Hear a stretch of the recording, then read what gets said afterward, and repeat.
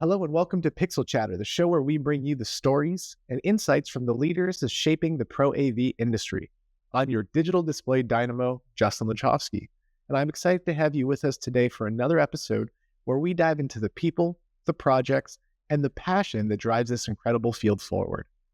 Today's guest is Andrew Gorski, a dynamic leader in the Pro AV space who plays a pivotal role at SVT, a company known for its innovative approach to technology solutions. Andrew, welcome to the show. It's a pleasure to have you here. Thank you, sir. I appreciate it. It's good to be here. Well, let's jump right in, Andrew. Maybe you can tell us a little bit about where your journey started with Pro AV. How'd you get involved? Yeah, that's kind of a roundabout way. I've been in technology for 27, 28 years after a short career in the beer industry, which was awesome. But while my time at CDW, I spent almost 25 years there. They're obviously a large value-added, value-added reseller up here in the United States and throughout the world. But I managed several different teams there. I was actually in charge of a team that was focused on a healthcare communications product. We had grown the business like 4x in a year, and we had a $20 million pipeline, and the OEM decided we want to go direct. So in one fell swoop, probably one of the greatest lessons of my career, that just about anything can happen. I was a guy without a job. My team had no jobs. So we took the time to find work for everybody, and then my leader decided, hey, why don't you come over to the unified communications team and lead our solution architects there? So that was a great introduction. Collab included, message, meet, contact center, voice, video, etc. And spent about 8 years there working with them.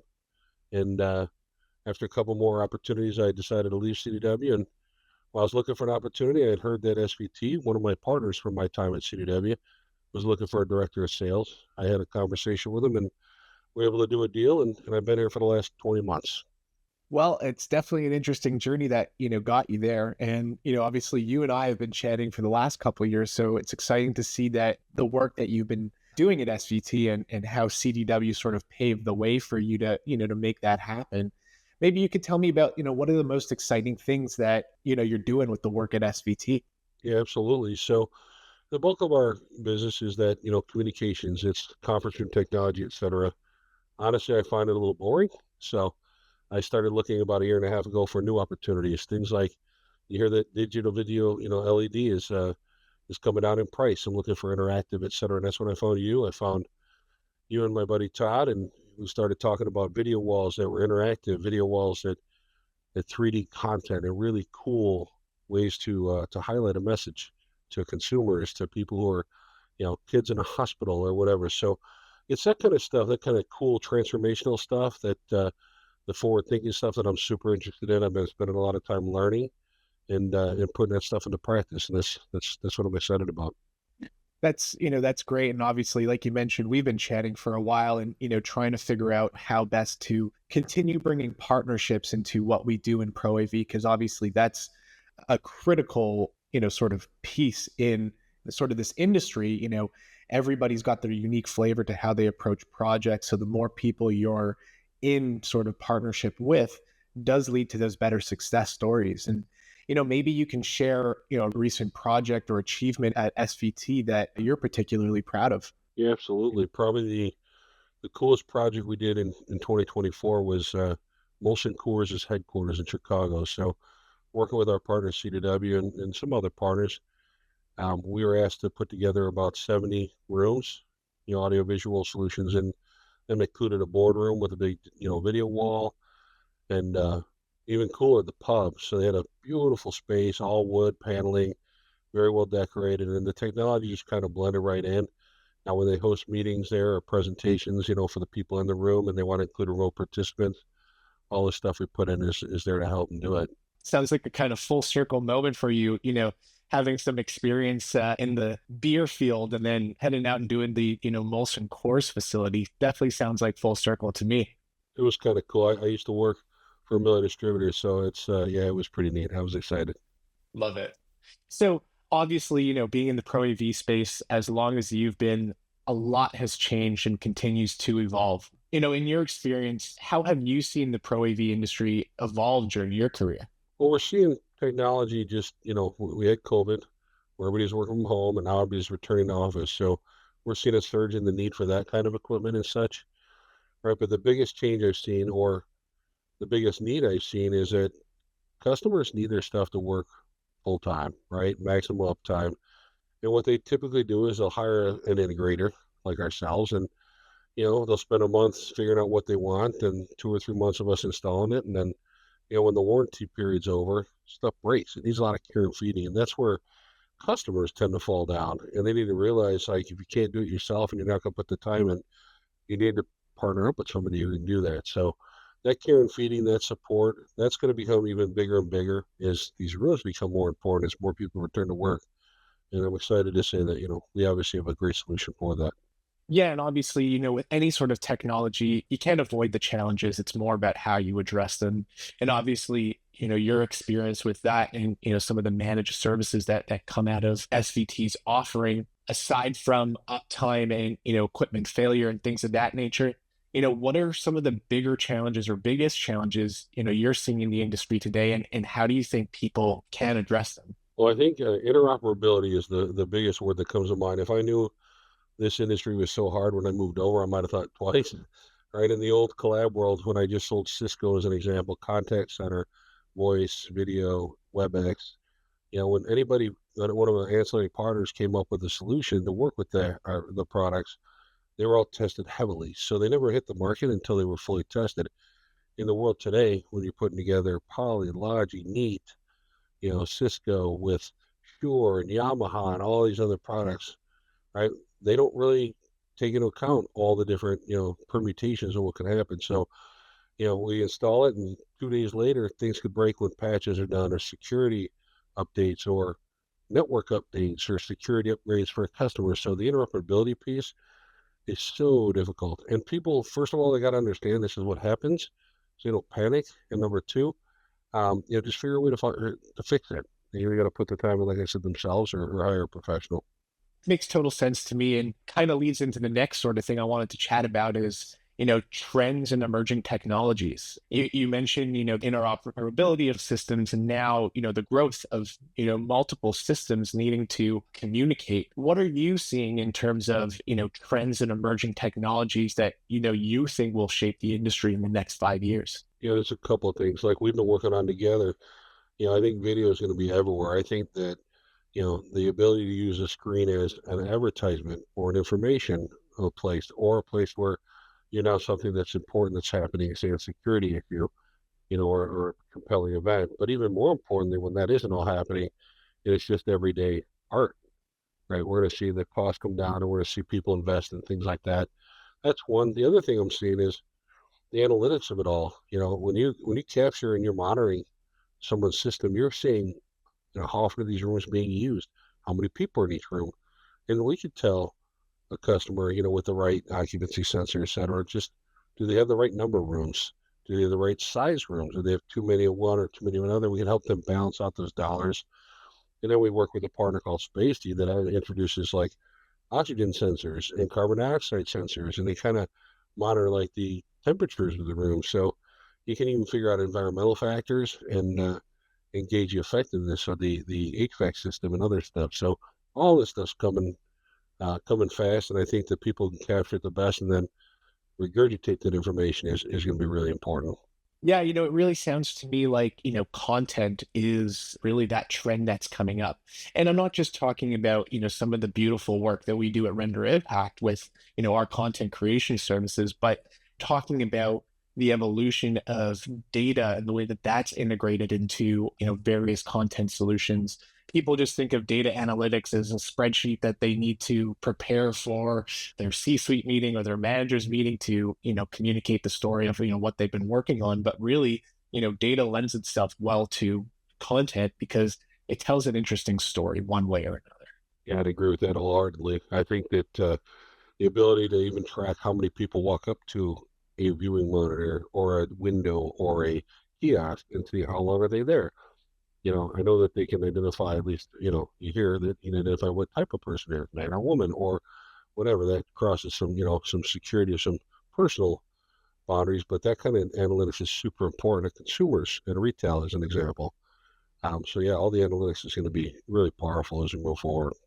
Yeah, I completely agree. Just thinking a little bit about, our conversations, before this discussion, and just knowing you a little bit in SVT, collaboration seems to be a real key theme in your work. How do partnerships and community engagement contribute to the success in ProAV? Yeah, absolutely. And like I mentioned, interoperability is important. And here's what's key about those partnerships when it comes to the OEMs that we recommend, right? If people aren't a good partner, their support isn't spot on. If they're not quick to help resolve issues, we don't have much of a use for them because we end up leaving a customer hanging out to dry. So those partnerships are really huge. And someone like ourselves who've been in business for almost 70 years know what we're talking about and really bringing a clear questions up to them. It's important. Problem resolution is the number one thing. I think that's one thing that's great about our company. I've been proud. I've only been here 20 months. I'm proud that we if we see an issue, we get together as a team, we solve it quickly. The other thing is just finding those people that are innovative, right? So who wants to hang with a customer that's going to, or a partner that's going to continue to do the same thing over and over and over again, right? We want people who are looking at finding new ways and stretching those boundaries together. And I think that's what's going to keep this movement moving forward, keep the meeting equity moving forward, keep the ability, the quality of these meetings, to keep getting better and better. So partnerships is so key. I completely agree. Otherwise, you and I wouldn't be talking here today or, outside of this podcast and the things that we can do together. But, it's great to have so many different communities now within the Pro AV space that are contributing to those partnership relationships, but also, just communicating information to end users and various people either looking to get into Pro AV or already part of the community. And I know Avix is one of them. I know you're a member. Maybe you can outline some of the benefits that you enjoyed of being part of this community. Yeah, absolutely. So Avix has been an awesome way to learn. It's been a way for me to educate myself on all the different kind of solutions and things that are out there. It helps me. I didn't come from this world, so it's probably one of the things I think differently. I'm not used to this is the way we always done it because I haven't done that. So I'm always learn all kind of different things, and that's what helps you reach and get better. It's helped me go out and find more partnerships. The community itself, Infocom, the show is just such a great gathering of people in this industry to put your minds together and keep the industry moving forward. Additionally, Avix as an example has been a great, their training tools have been great in helping, us train people and bring them up in this industry and help them learn and get deeper and deeper knowledge of what we're doing. So I've used them in several ways. They've been very valuable. Awesome. And are there any other individuals or groups that, stick in your mind that help play a significant role in your journey? Yeah, as a team, we're part of Edge, which is a group of, AV integration firms and OEMs and such, a group that helps kind of get us all together. And we share a lot of information. I'm on a special interest group for sales. We talk about sales strategies, and it's really, the smaller groups, so we can take on the big ones, right? So we can compete with those big, Death Stars, that everybody knows those acronyms. Additionally, the owner of my company, Josh Shanahan, he used to be president of the NSCA. He's a guy that's just one of the greatest mentors. He knows more about this industry than anybody I know.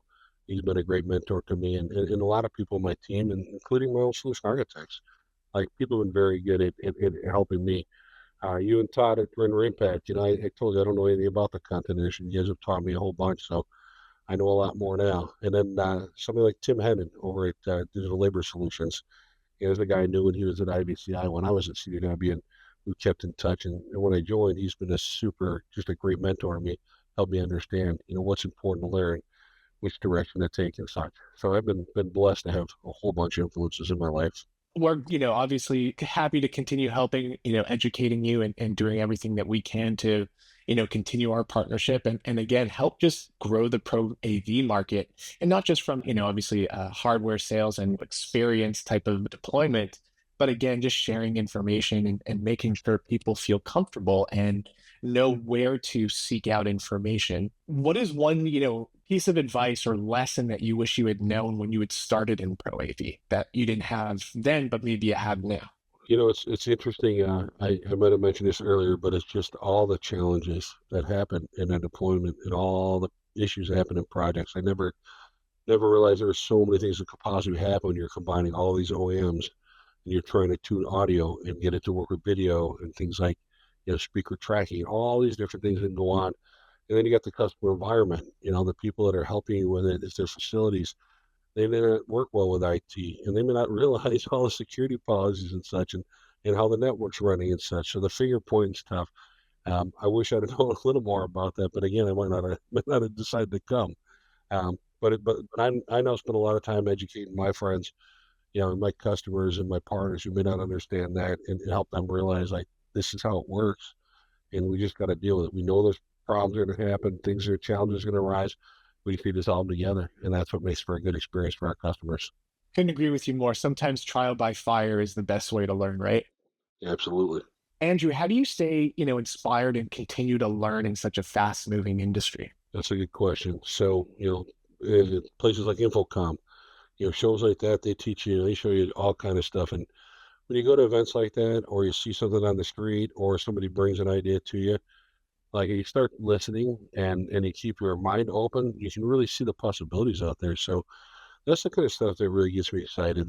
Things like environmental sensors, and contributing to ESG efforts, right? There's a lot of movements out there that the AV industry is going to cross over. And the sooner we can bring, the information and data we have to share with, as an example, these environmental, social, government issues, right? We can help bridge those gaps and help them understand just that we can contribute to things like power savings and heating, cooling savings, things like that. Awesome.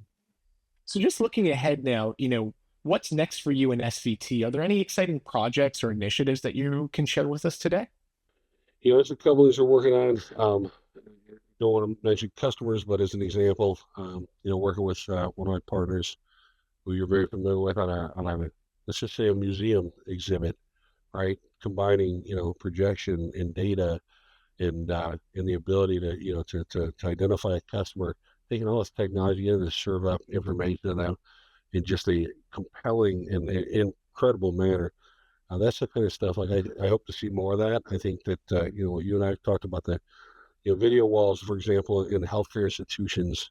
Think of a children's hospital, and think about, you put up this big 8-foot wall, and the kids walk up and suddenly they're in a video game and they're playing. That kind of experience is so thoughtful, and, it helps these children who are, in most cases, patients. Maybe they're visiting someone who's sick, their siblings, but it helps get them forget that they're in a hospital. It helps them forget why they're there.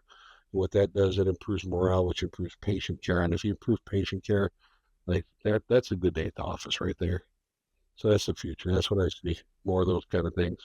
I'd love to hear it. We're getting almost to the end of our time here. We've got time for a couple more questions. So just in thinking about what our viewers can take away from today, what's that one takeaway you're hoping listeners, gain from our conversation today? Keep looking forward as you plan out what you want to do.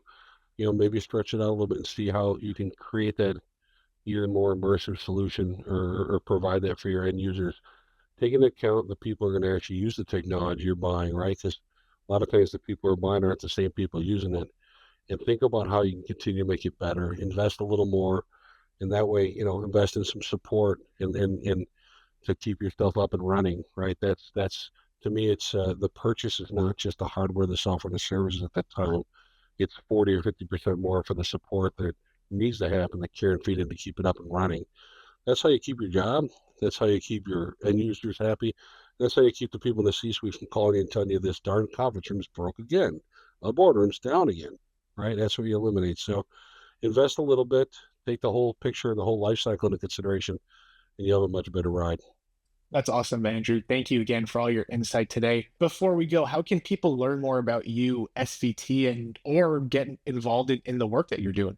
Yeah, you can always find it at gosvt.com, or you can find me, Andrew Gorski, on LinkedIn. But it's we've been around 70 years. We have many different ways of going to market to help you out in many different ways. So yeah, just reach out. I'll be happy to chat, and appreciate it. Awesome. Thanks again, Andrew, for being here. That's all the time we have for today. Thank you for joining us, Andrew, and the folks at home listening. We've got some exciting new episodes coming up. We look forward to sharing them with you. If you want to be a part of the show, just shoot me an email or sign up in the form below. Until next time, Pixel Chatter out.